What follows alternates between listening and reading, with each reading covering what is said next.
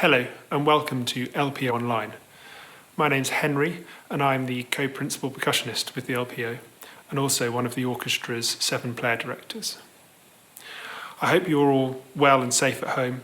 It's deeply frustrating for us that we can't be bringing this music to you live in a concert hall, but we really are beyond excited to get back to the RFH as soon as possible and start playing live music to you again. This wonderful 2020 Vision programme brings together 3 great works by Charles Ives, Tom Adès and Beethoven.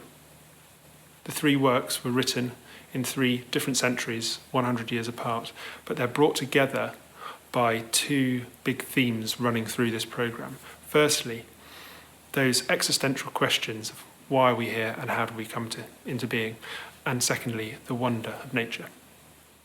Charles Ives wrote the unanswered question for 3 groups of disparate musicians. Firstly, you have the strings, who play very quiet, distant music, representing the silence of the Druids. Over the top of this, a trumpet plays this haunting melody 7 times. It is the unanswered question, the perennial question of existence. And in between each repetition, the woodwind try to answer, their answers becoming increasingly frustrated and eventually morphing into a mocking of the question itself. The last time the trumpet plays this melody, it's left unanswered. The 3 groups of musicians position themselves around the performance space as far away from each other as possible, playing completely different tempi. And this creates a wonderfully eerie atmosphere for the audience. In the last few years, we've been incredibly lucky at the LPO to get to work with Thomas Adès. He is undoubtedly one of the great living composers and one of the greatest British composers of all time. It's a real privilege to get to work with him, not only playing his music, but also as a conductor. And we were very lucky recently to get to perform in 7 days with Adès on the podium. This work, it's absolutely stunning, and one of the great things about the 2020 Vision series is that we're getting to revisit some of the greatest modern works that we've played in recent memory.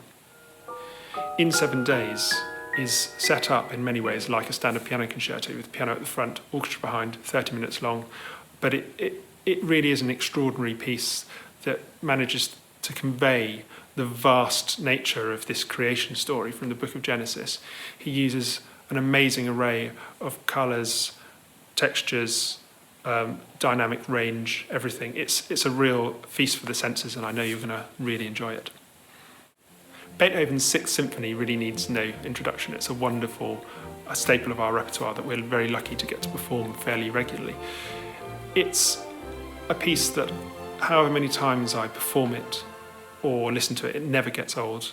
Beethoven was a lover of nature and spent a lot of his spare time walking in the countryside surrounding Vienna, and this piece really feels like a hymn to nature. Some of you may be aware that a number of weeks ago, musicians from around the country travelled up to Manchester to join members of the public in a 5K run.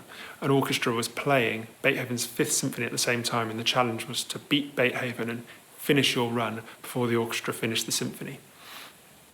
It's strange times, and we can't do that anymore. We're not allowed, but we are still allowed to go outside on our own once a day for a piece of exercise, be it a run or a walk. Now, tomorrow I'm going to go out with this playlist in my ear, and I'd love to invite you to join me and find your local park or wood or garden and spend some time marvelling at nature whilst listening to this amazing music.